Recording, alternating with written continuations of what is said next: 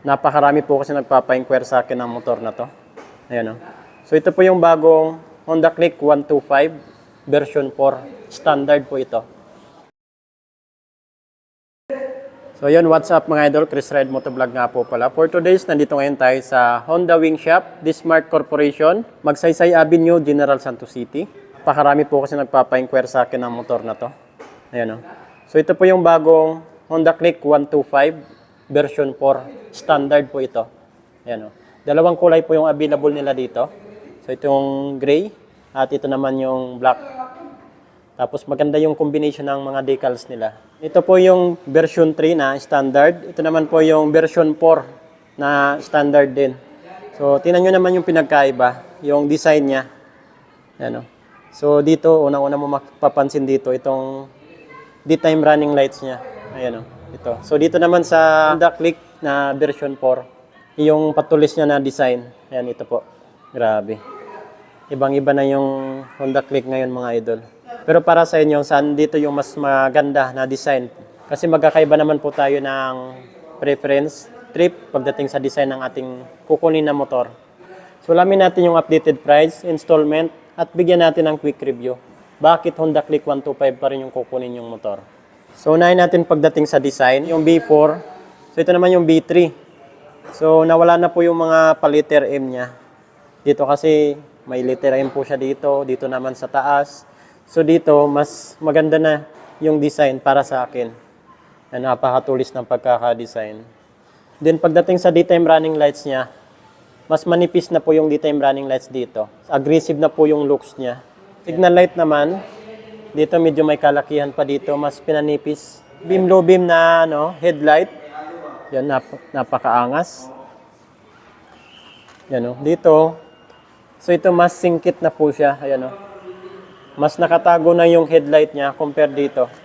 Pagdating naman po sa front fender niya, wala naman pong pinagkaiba. Then sa front suspension, ganun pa rin. Medyo may kaliitan pa rin pero Showa brand pa rin po yan. Pero nagkaiba na sila ng gulong. Yung gulong nito, mas maraming guhit. So dito naman, yung guhit niya sa gitna, talaga naiiba na siya. Pagdating naman po sa braking system nito sa harapan, maganda po dito, paras pa rin po ito naka-combi brake. Then, hydraulic disc brake, single pot piston caliper.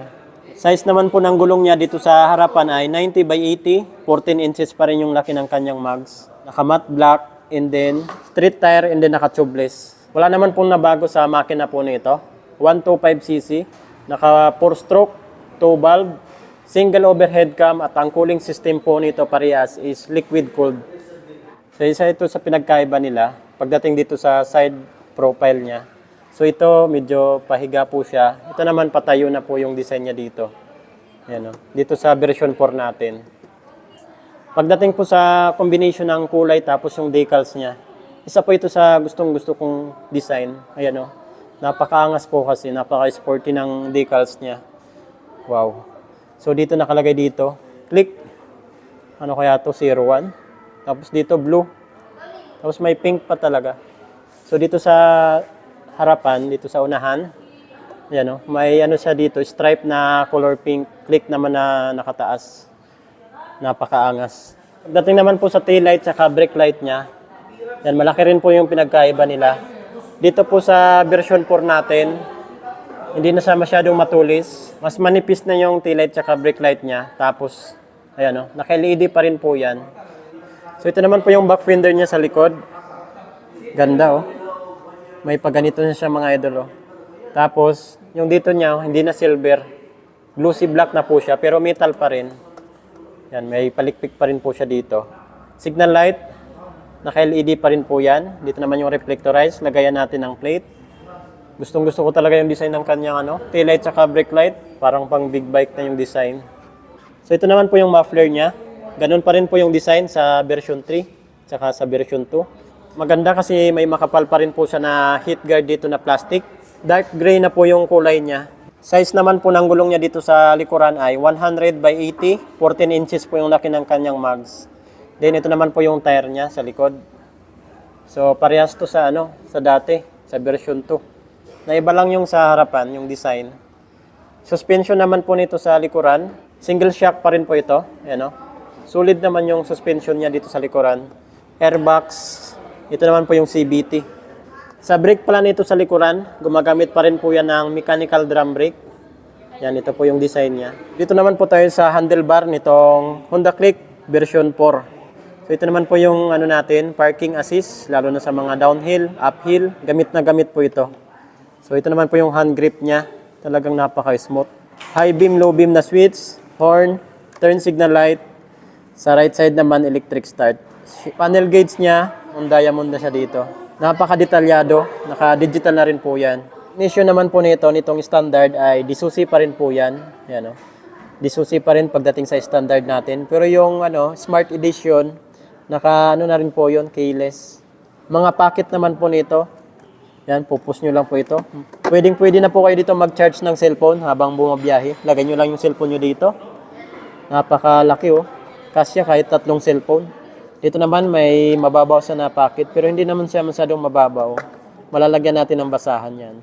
Integrated hook, masasabitan natin dito ng mga pinamili natin sa palengke. Paper bag, pwede. So ito naman po yung legroom. Yan. Saktong-sakto lang din yung laki niya. Yan, tapos okay din naman dito yung battery niya. Okay na okay ito, lalo na sa mga lady rider. Pero kung medyo matatangkad kayo, baka bumangga dito yung tuhod nyo. So dito naman tayo sa upuan niya. Ganda. Napaka-simple lang, pero makapal tapos malambot. Buksan naman natin. Wow. So ito pala yung underseat compartment niya, mga idol. Malalim siya, tapos medyo malapad din. Ayan, kasi itong box ng ating side mirror. Half face helmet, kasyang-kasya yan dito. Gas tank natin. Ayan, so yan, dumako naman po tayo sa price, saka installment update nila dito. Nitong version 4 at version 3 ng Honda Click. Dito pa rin tayo nag-inquire sa Honda Wing Shop, Dismark, Motorcycle Sales and Service, Magsaysay Avenue, General Santos City. At cash po nila dito ay 84,400 pesos. Para dito sa Click 125 version 4, standard, 84,400 pesos.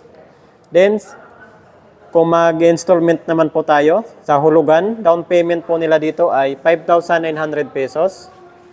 6 months, 15,325. 12 months, 1 year, 8,315. Sa 18 months, 6,070 pesos.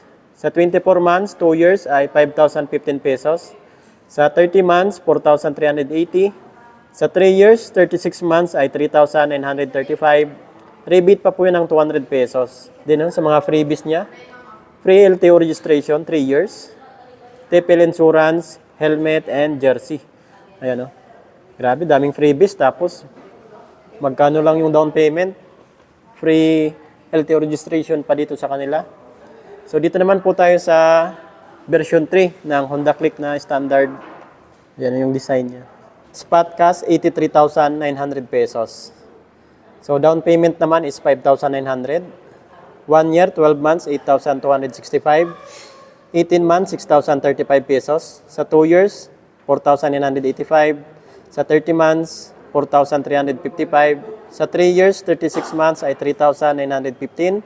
Rebate pa po yan ng 200 pesos. Ayan, Sa mga freebies, ganun pa rin. LTO registration, 3 years. TPL insurance. Then, maganda dyan kasi malinis na po dyan yung down payment, 5,900. So, dito lang yan sa Dismark. Bakit Honda Click 125 pa rin yung kukunin nating motor? Unang-una kasi dyan, maporma.